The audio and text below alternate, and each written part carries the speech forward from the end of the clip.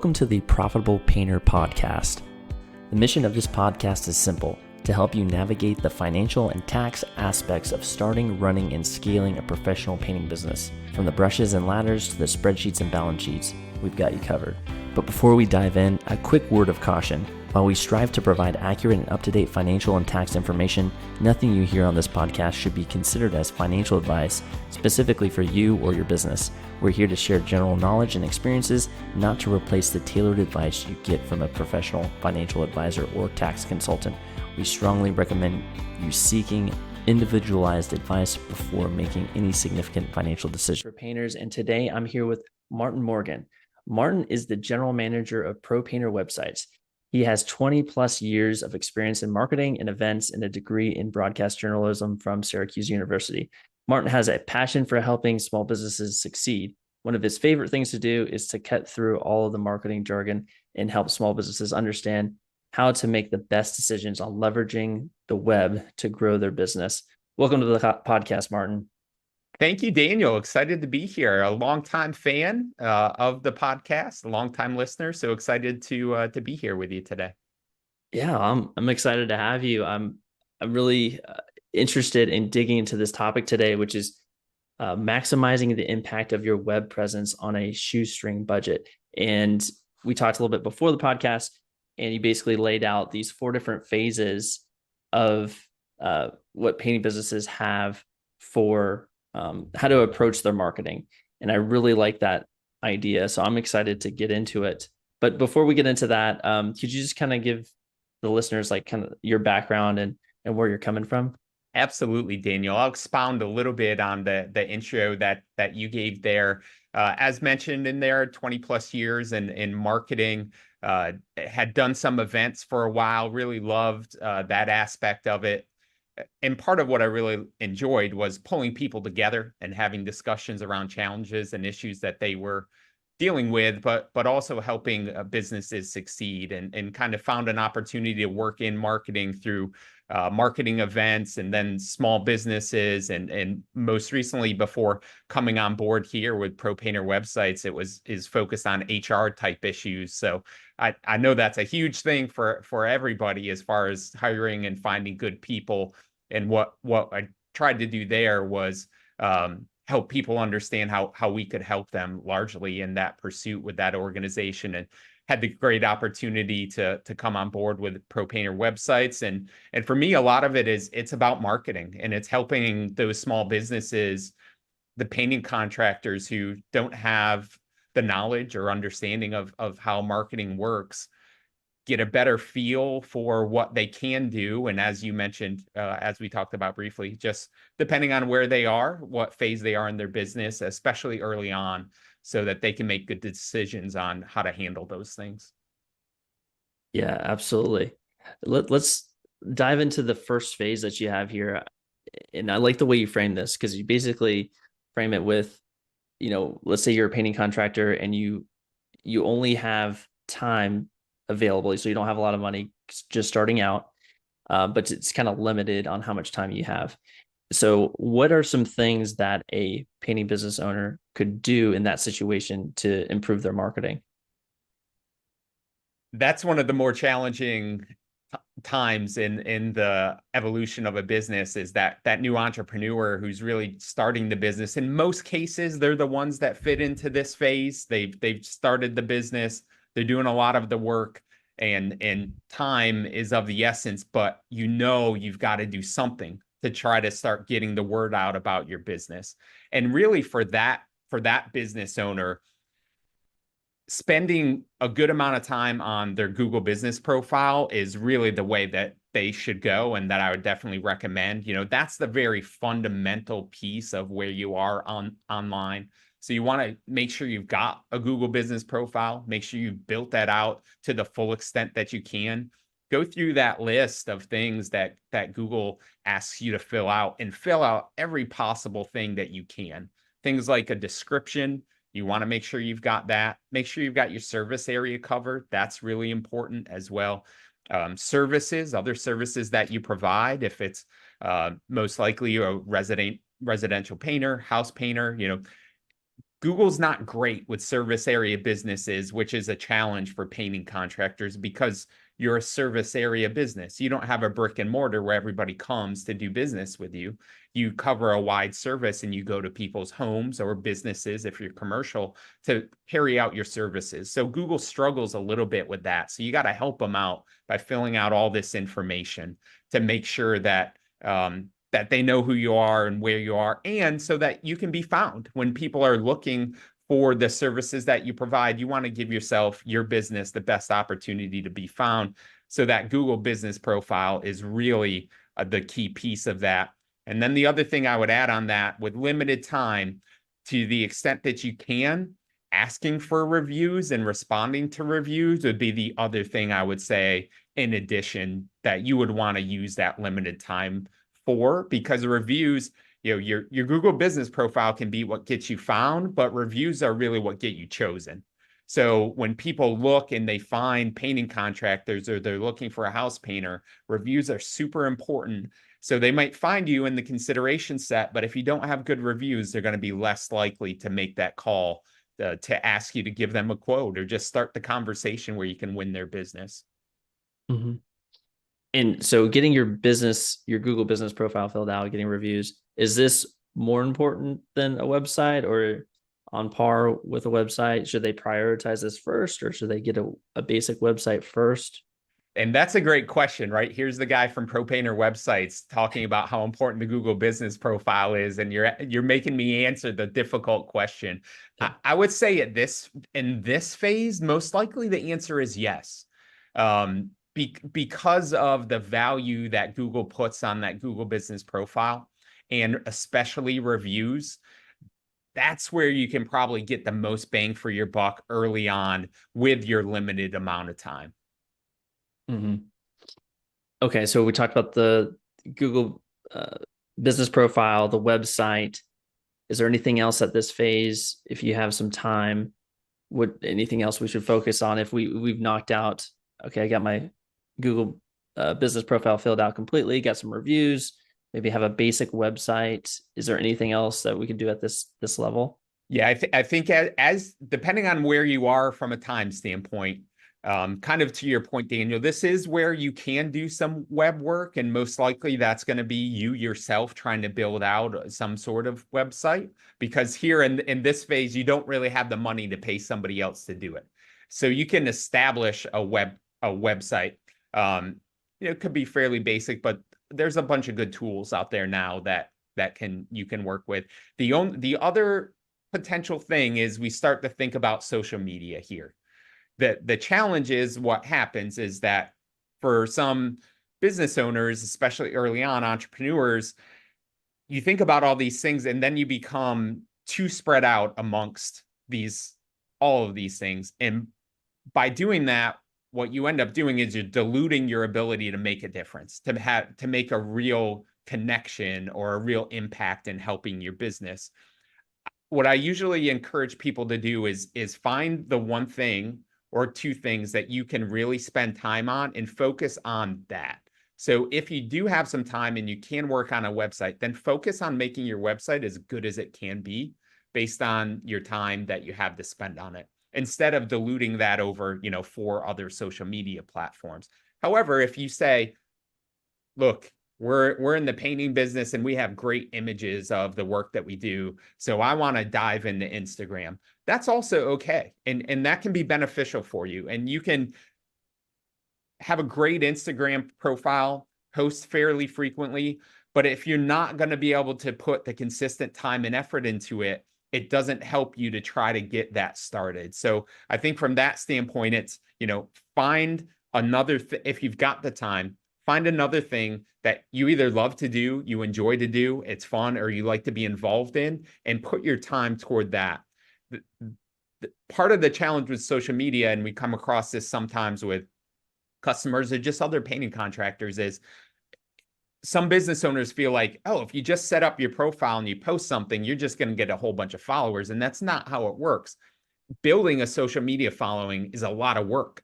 And even if you have somebody else doing it for you, you still have to get the followers. So you've got to be diligent in building your community and getting your followers and asking for followers amongst your customers, family, friends, making sure that you're involved in community type efforts and doing all those things that are going to help build your followership. So, from that standpoint, it kind of depends on the time, but I would say you're going to be better off. You're going to have a bigger impact if you can devote more time to one specific thing or two specific things instead of trying to spread that out across 5 or 6. Yeah, that makes complete sense. If you have a limited amount of time and you're trying to manage Facebook, Instagram, TikTok, all these different things, you're probably not going to get much done or make much impact. But if you just focus on one thing, you can, you can one get to know that platform because they all have their nuances. It seems everything is different on each individual platform, but then also on top of that, each platform is always changing the way they're doing things and what they're, you know, pushing to the top of your feed and that sort of thing. So there's so many nuances between the platforms, and then within the platform, they're always changing the things. So it's like, how much time do you really have? And probably just picking one is going to be way more than enough amongst all the other things you're probably doing. So that makes complete sense. Yeah, and you nailed it there, Daniel, too, as far as how much they change and what things are happening in the different platforms. It's I mean, it's kind of funny. We try to stay up on all these things, and it's even hard for us to understand what is happening in different areas because now you're talking about the Google and the Google search and how the Google business profile shows up and what's happening with reviews, and Facebook and Instagram are always changing. You've got other platforms you could be involved in, and it's just difficult for anybody to try to stay on top of all those things, especially if you're trying to spread yourself across them. Mm-hmm. You mentioned websites, trying to get a basic one up. Do you have any recommendations for getting something, like if you're just starting out and you have your Google business page filled out completely, you want to have a domain with your painting business? Do you have like a recommendation for how to get that basic website up? Good question. In 6 months, well, I guess they made the announcement 6 months ago. A year ago, when you asked me that question, I may have said just use Google's core website thing that they've set up for businesses, but they killed that feature and that no longer exists. So you cannot use that. There's several, if you did a search for free website builder or something like that, you're going to come across several. Somebody like Wix has one. I think Squarespace is another one that sometimes can work well. You're probably not to the point where you really want to utilize WordPress, although you could do that. It's been some years since I've utilized WordPress, but that was a little more in depth. It wasn't quite as easy or quite as drag and drop as some of these new web builders are. So I'd say look to see what the options are and then make a decision based on what you feel most comfortable with doing, utilizing yourself. You want something that's going to be easy to use, but is not going to be as so easy that anybody that uses it all looks the same, or your ability to do some things is limited. So it kind of depends on your comfort level with managing website type things. Mm-hmm. Okay. Now, I guess let's move to the next phase. Maybe you're a painting business owner, you have a little bit more time on your hands to focus on marketing.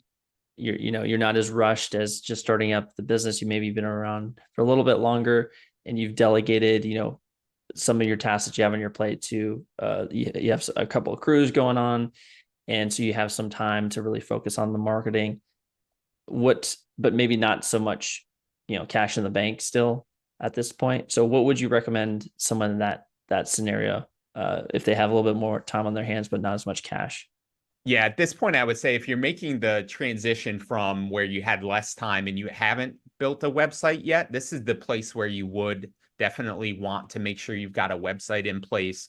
Again, you could use several of the builders, but the key thing here too is it's not just creating something and forgetting about it. it's actively managing that. So that's, updating pictures, updating images, telling the story of your business and how you got to that business and your ideal customer. You don't have to say my ideal customer is this, but we work with these types of customers really well, or we want to make sure that you fall back in love with your home or something along those lines. So you've got a good story, you've built it out, you've added pictures, you've added images. Maybe at this time, since you've got more time, you can build out those service pages.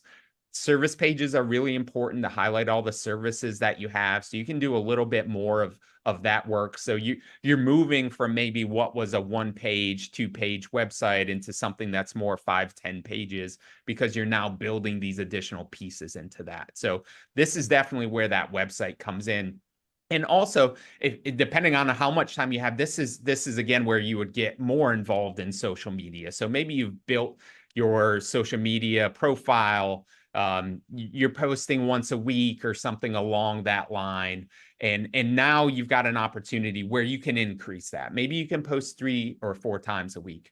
Maybe even better, you can engage with other folks on social media. So whether it's Instagram or Facebook, you're now engaging with other people. Another thing that can be really valuable if you have it in your area is something like Nextdoor. Can't emphasize enough how valuable Nextdoor can be. And there's a lot of engagement you can have on there just by commenting on different things. Now I would say about all of these things, these are not platforms that you want to just go on there and sell. So when I encourage you or talk about being involved in social media, the idea isn't in there. You're always in there talking about how you're the best painting contractor in town and call my number. But you want to engage. You want to engage with other people legitimately without just trying to sell your services. So, get involved in those things where you're commenting, you're engaging with other people, follow other people, follow businesses. So you can get a follow back and start to build your community, build those people around you. Make sure you're asking everybody to follow you on social media, which is really important.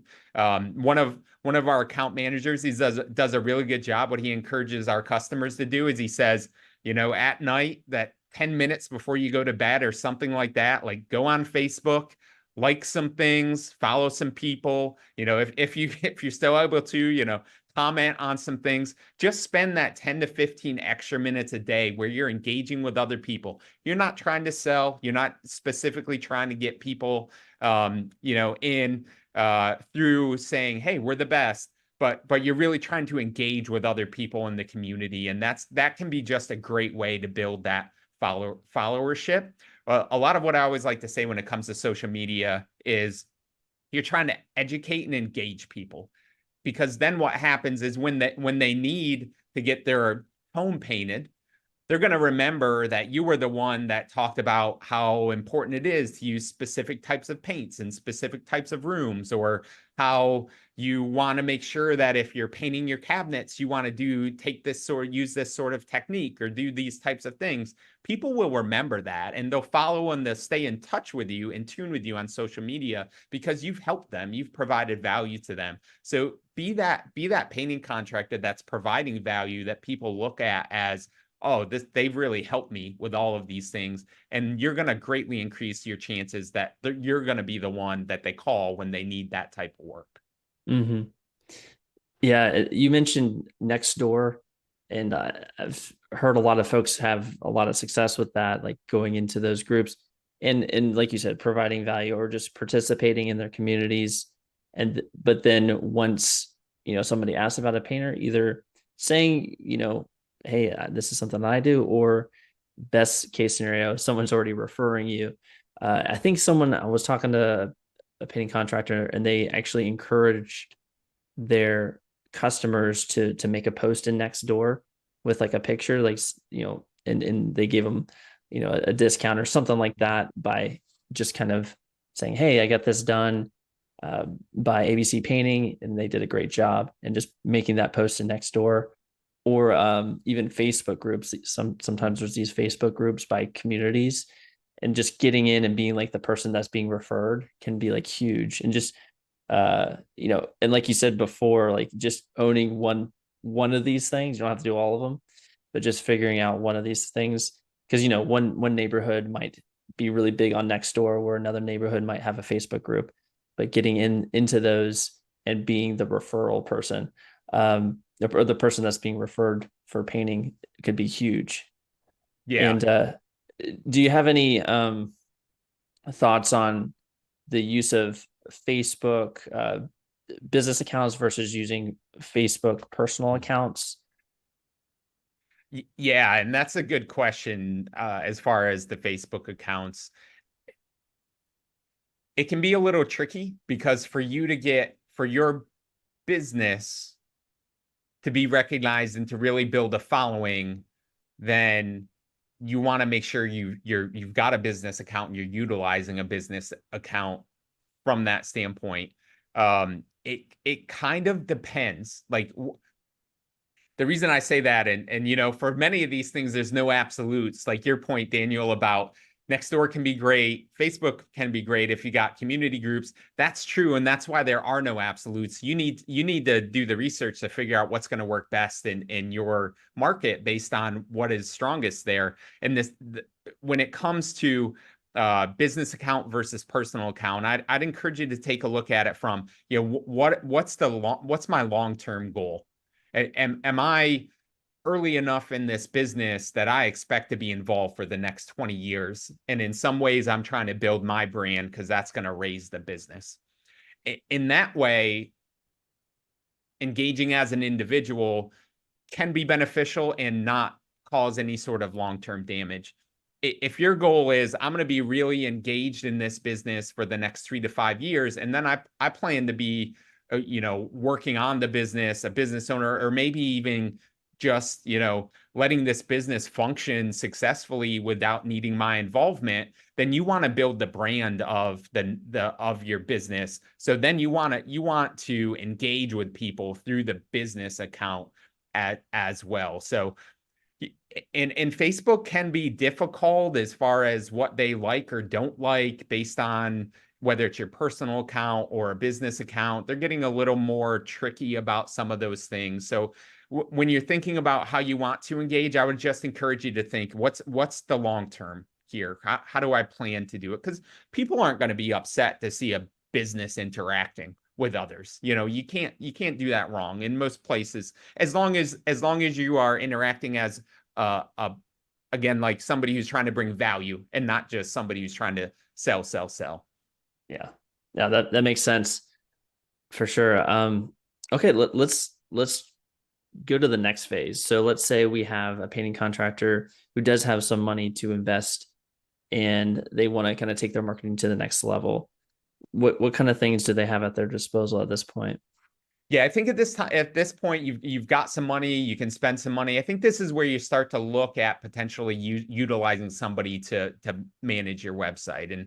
And part of why I say that is they're going to be able to bring a whole bunch of knowledge and success and a track record to understand how best to do that and to position your site to really show up in search results for several things, several of the services that you're specifically providing. In that way. And the other thing that's nice about that is if you still have time and now you've got money, if the people that you work with can now manage the website, that frees you up time to be more personal in your social media utilization. Or let's say perhaps you were just using one platform or maybe two. Now you can expand to additional platforms. I wouldn't encourage you to expand to like 10 platforms. I don't think there's that many. Well, I'm sure there are in some places, but you can add 1, 2, maybe even 3, depending on what's most popular in your market and or who you're targeting. And we haven't talked about that, but I think that's an important thing to mention as well. Think about your target market, the age of the folks that you're targeting, and that should determine what you're going to be more involved in. If it's something like you serve senior citizens, but you know, baby boomers, etc. Something like Facebook is probably going to be more likely to be something you can find success in versus like Instagram, for instance. If it's, you know, if it's more like Xers and even millennials, then you can talk about something like Instagram. which would be helpful. Next door is big with that group as well. Probably nobody's targeting 20-year-olds because they're not as likely to want the services that you provide, and with some exceptions certainly. But you look at a different platform depending on what age group that you're targeting is as well. So you want to think about that. But if you've added money here, now you can also start to think about some pay-per-click type advertising, and maybe that's Google ads, and maybe that's Facebook advertising if you've built up your Facebook account. But you've got some money here to kind of play with and understand how is this working, how can I benefit from it. Local service ads with Google is another thing that might be beneficial. And what I would encourage you to do is, hopefully by this point too, you've built a community of other painting contractors, whether it's through something like PCA or being involved in other types of groups where you can ask folks to say, hey, where have you seen the biggest bang for your buck? Or, I only have $300 a month to spend. What would that look like? How could I spend that the best way? But you also, again, you want to consider your market. Something we've seen this all over, working on websites for painting contractors all across the United States. Sometimes the things you do in one area doesn't work in another area or another town or another city, another location. So you want to realize that as well, and know that early on, especially, some of it is exploring. It's testing, working to see what's going to work best for you, and understanding that just because something works perfectly for somebody else doesn't always guarantee you success. So you got to know that there's some element of that, and don't get discouraged if you spend some money on some things and it doesn't work right away. Just know, okay, maybe that's not working as well as I would like. Maybe I should use that towards something else, and then consider how that works as well. So there's some testing involved at this, really at any level, but definitely early on. Yeah, and something that I've learned is also the amount you test is important too. So like if you're, let's say, Facebook ads, if you're trying to run Facebook ads for your business, maybe you're doing it yourself or having somebody else put it together for you. There's likely a learning curve in there for either you to learn how to put the Facebook ads together and have a successful ad. And you'll need to give it some time to go through that learning process. And also, does that work in your area? So plus the Facebook algorithm also has to learn where to put your ads in front of. So because I've made this mistake too, and I've also seen other folks make it, is they try something and test it but they don't give it too much opportunity. Maybe they just test it for a couple of weeks, where you really should be, probably testing it for a few months, for a quarter at least, pretty intensively, because there's a learning curve, and you're not gonna get much out of it if you just like launch one ad and then it doesn't work after a week, and then you're like, okay, that doesn't work, so let me try something else. You got to give a little bit more time and testing to really see if something's going to take off or not. Yeah, and that's such a good point, Daniel, too, because it's easy. I fall victim to the same thing too, where you want to test something, see if it works. You give it a few days, or like you said, a week, and it's like, oh man, this isn't working. We need to change this up. And then you never give anything a chance to really work and take hold and be successful, which is why things like A/B testing really can be really useful. I go back to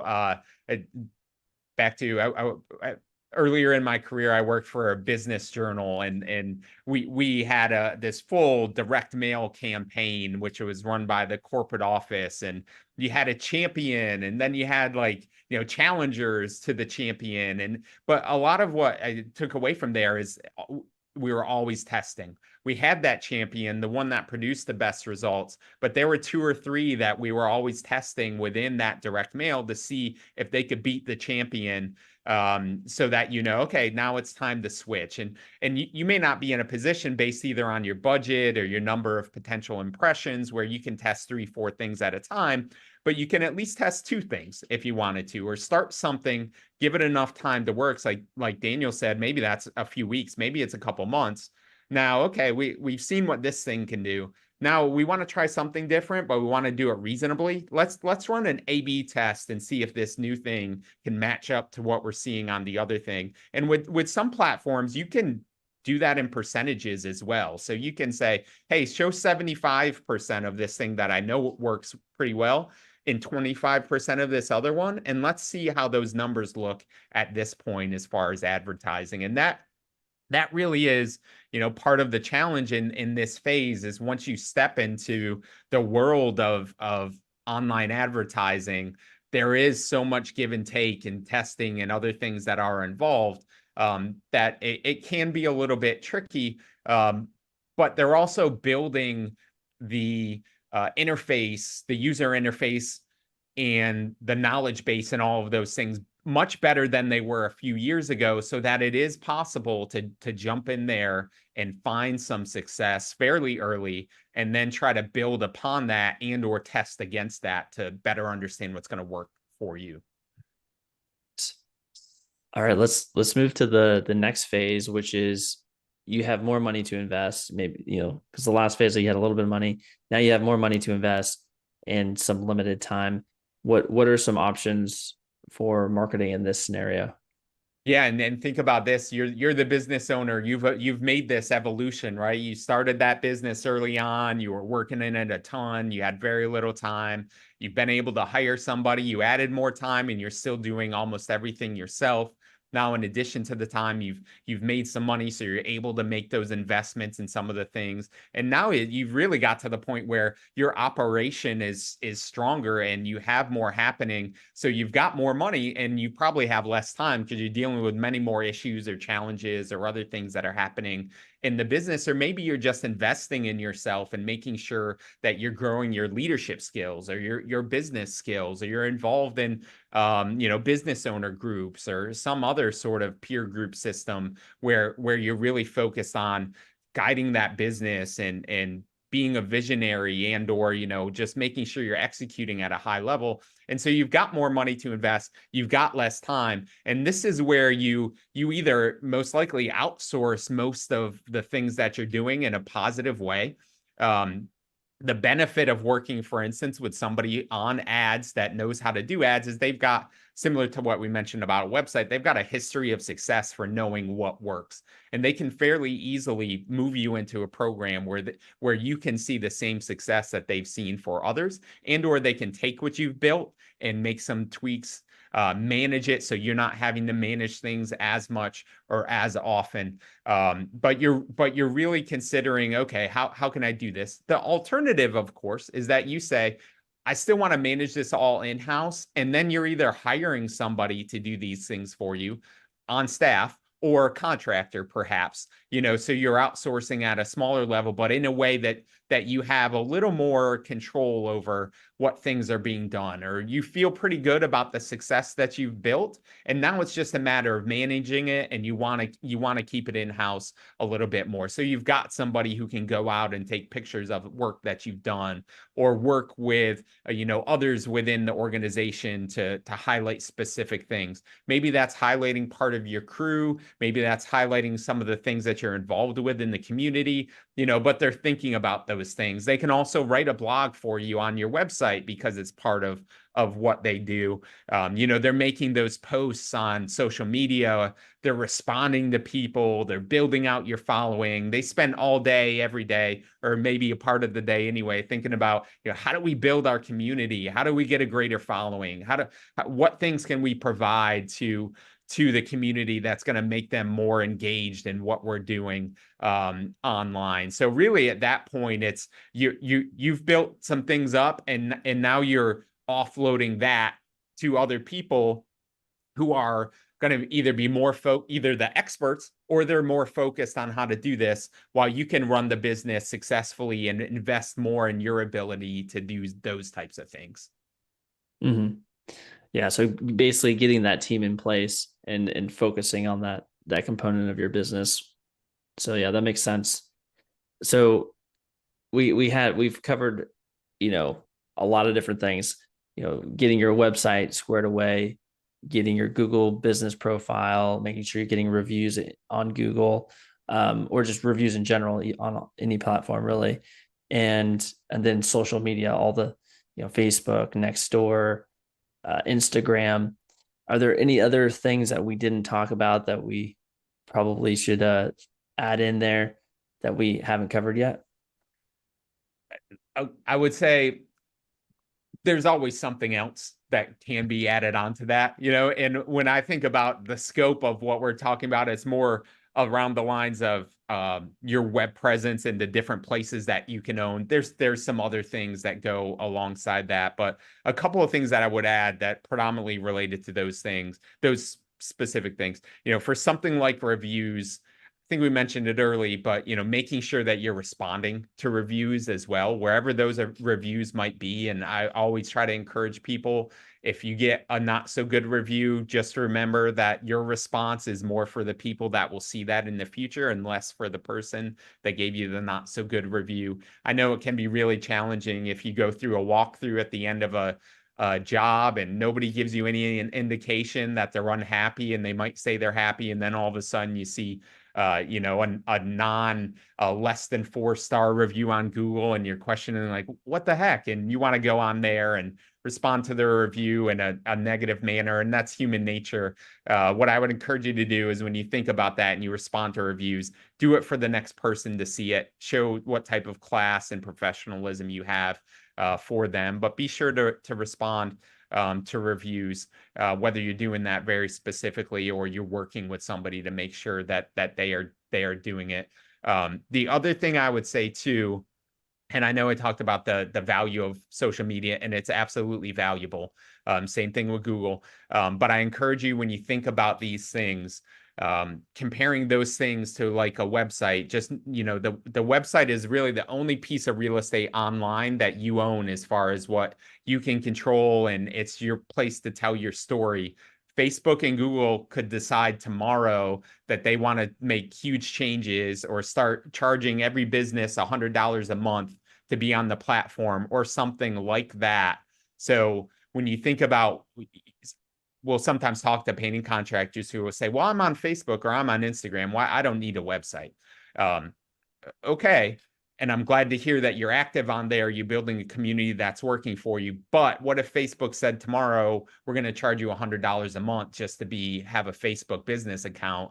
The idea of what you do with that going forward changes so significantly, versus having a website, building out a website, making sure you're working on something that is going to last, and is much, you're going to be much less likely to have that same type of issue. That makes complete sense. And going back to what you said about reviews, just reflecting on how I look at reviews whenever I'm, going to buy a book on Amazon or whatever the case is. I always go to the bad reviews and just see what people are saying, why I shouldn't get this book or why I shouldn't get this service. And, seeing the business owner respond, or the support team, whoever, respond in a professional way, it's because I think we all know, like, there's crazy people out there. And so you're always going to have someone that just has crazy expectations, or they're just insane. So I think everyone kind of knows that. And as long as you're responding to those bad reviews, like you said, in like a professional way, and showing what you've done to correct the situation, most people are going to understand. So I think what you said makes a lot of sense. And then for the owning your own presence, like actually having your own territory on the internet that you own, makes complete sense. Because, like, just to take Facebook, for example, the business profiles, I don't know when they started doing it, like in the last year or two, but basically when you post something from a business profile, it's like buried. Like, there's no one's going to see it unless you boost the post, pretty much. So posting on a Facebook business profile, it seems to be like just a black hole. Whereas before it was like you would be not as buried. So things like that are just, if you're solely dependent on Facebook, your Facebook business account, you're pretty much screwed in that scenario. So having your own presence, it makes complete sense. Yeah, and the other thing to think about along those lines, Daniel, because it's another great point about Facebook is remember, Facebook wants people to stay on Facebook. So as you engage with Facebook, think about, okay, how can I get more engagement even for the things I do post? How can I keep people on Facebook? So sometimes what we'll find painting contractors will do is they'll think it's a good idea to post links to their website on Facebook in their posts. And you think about that, Facebook wants people to stay on Facebook. Now you just posted a link that if somebody clicks on that is going to take them off. Well, then they're really gonna bury that post because they don't want people to leave Facebook. But if you can do something like post a video, which means it's going to keep more people engaged, more people on Facebook, they're going to be much more likely to show that in the feed. So it keeps those people engaged. So just consider that as well. Yeah, that's a great point. All right, awesome. I guess how can folks learn more about Pro Painter websites? Where can they either reach out to you or find out more about Pro Painter websites? Yeah, thank you for asking that question, Daniel. You can find us on the web as you would expect at propainterwebsites.com. You see, I'll pretty much learn all there is about our organization and what we do, how we help painting contractors. If you have any additional questions or want to connect with me, I'd love to hear from you for sure. And you can reach me at martin.morgan@propainterwebsites.com. Again, anything I can help you with, any questions that you have. I love having the opportunity to help business owners and give them good advice because there's so many shady characters out there, unfortunately, who are trying to prey on business owners who don't know a lot about how some of these things work. Encourage you, feel free to reach out. I'm happy to help any way I can. Yeah, I definitely recommend you check out Pro Painter websites, and we'll include the links in the show notes. If you need to own your own piece of the internet and you need some professional help, definitely check them out. And with that, really appreciate Martin you coming on. You've been super generous with your time. And to the listener, we'll see you next week.